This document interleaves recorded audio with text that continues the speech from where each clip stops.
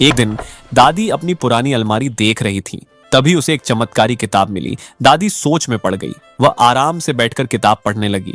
किताब में साफ लिखा था, तुम्हारे घर के बाहर जमीन में एक घड़ा दबा है, उसे निकाल लो, तुम माला माल हो जाओगी। दादी बिना देर किए बाहर गई और जमीन खोदने लगी। थोड़ी देर बाद उसे सच में एक सोने का घड़ा मिला। दादी घड़ा घर लाई और जैसे ही उसे खोला, अंदर से एक चमत्कारी पेंसिल निकली। दादी पेंसिल को ध्यान से देखने लगी।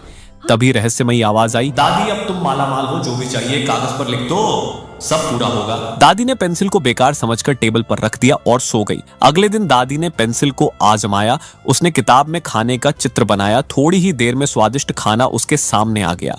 दादी खुश हो गई। इस बार उसने किताब में हीरा लिखा। जैसे ही लिखा, सामने ढेर सारे हीरे आ गए। अब दादी समझ गई कि पेंसिल सच में चमत्कारी है। दादी सारे हीरे बैलगाड़ी में लाद कर गरीबों में बांटने लगी। फिर घर आकर उसने किताब में बंगला लिखा।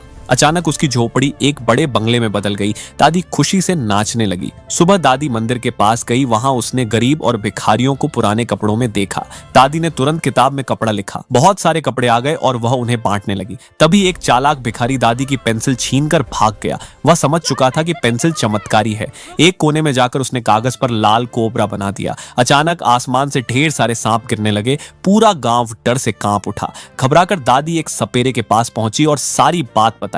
सपेरा तुरंत गांव आया। उसने अपने झोले से सफेद पाउडर निकालकर चारों तरफ फेंका। उसी पल सारे सांप गायब हो गए। गांव फिर से शांत हो गया। लोगों ने उस चोर भिखारी को पकड़कर सजा दी। फिर सबने मिलकर दादी को सम्मानित किया। लेकिन दादी अभी भी रो रही थी, क्योंकि किसी ने लाइक और सब्सक्राइब नहीं किया।